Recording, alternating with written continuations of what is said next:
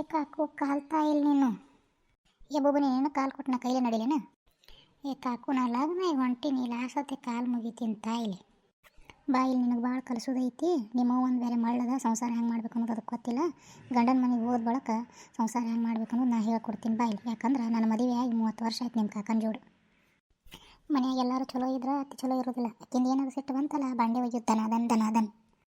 ಮತ್ತು ಕಾಕು ಗಂಡನ ಸಿಟ್ಟು ಬಂದ್ರೆ ಬಾಂಡೆ ಮನೆ ಒಯ್ಯುದೇನು ದನ. ಗಂಡನ ಸಿಟ್ಟು ಬಂದ್ರೆ ಬಾಂಡೆ ಒಯ್ಯೋದಿಲ್ಲ. ಕಾಲು ಕೊಟ್ಟಿಲ್ಲ ಅಂದೇವ್ರು ತೈ ಕುಣಿಯೋದು. ಮನೆಯಾಗ ಯಾರು ಸಿಟ್ಟಿಗೆ ತರಿಸಿದ್ರೆ ನೀ ಹೆಂಗೆ ಹೇಳ್ತೀರಿ ಹಾಗೆ ಕುಣಿತೀನಿ ನೋಡಿ ಕಾಕು. ಅಲ್ಲ ಬೇರೆ ಮಂದಿಗೆ ಬೇರೆ ಟಿಪ್ಸ್ ಇರ್ತಾವೆ, ಹೇಳ್ತೀನಿ ಕೇಳಿಲಿ. ಮೈದನ ಏನಾರು ಸಿಟ್ಟಿಗೆ ತರಿಸಿದ ಅಂದ್ರೆ ಅವ್ನು ಅರ್ವಿ ತೊಗೊಳೋದು, ಸೀದಾ ಬಾಲ್ಯಾಗ ಎಬ್ಸೋದು, ತೆಗೆದು ಬಿಡೋದು, ಸಾಬೂನು ಹಚ್ಚೋದಿಲ್ಲ ಏನಿಲ್ಲ. ನಾದ್ನಿ ಹೋಗ್ಬೇಕು ಇರ್ತಾಳಲ್ವ ಶಟೀಲಿ. ನಾದ್ನಿ ಅಂದ್ರೆ ಕೆಟ್ಟದ ವಿಷಯದ ಹಾವು ಇದ್ದಂಗೆ. ಲಗ್ನ ಆಗಿತ್ತಂದ್ರೆ ಚಲೋ, ಜರಕರ್ತ ಏನಾರು ಲಗ್ನ ಆಗಿದ್ದಿಲ್ಲ ಅಂದ್ರೆ ಅತ್ತಿ ಬಂದ್ರೆ ಕಿರಿಕಿರಿ, ಮಾವ ಬಂದ್ರೆ ಕಿರಿಕಿರಿ, ಗಂಡ ಬಂದ್ರೆ ಕಿರಿಕಿರಿ. ಆಕೆ ಲಗ್ನ ಮಾಡಿ ಹರಿಯೋತನ ಕಿರಿಕಿರಿನ ಹಿಡಿಯೋದು ನೋಡಿ ಮನ್ಯಾಗ.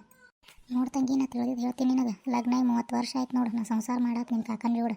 ಇದೇ 2 ವರ್ಷ ಆಯ್ತು ನಾ ಗಂಡನ ಮನ್ಯಾಗ ಅದೀನಿ. ಮತ್ತು ಕಾಕ ಎಲ್ಲದನ ಕಾಕು?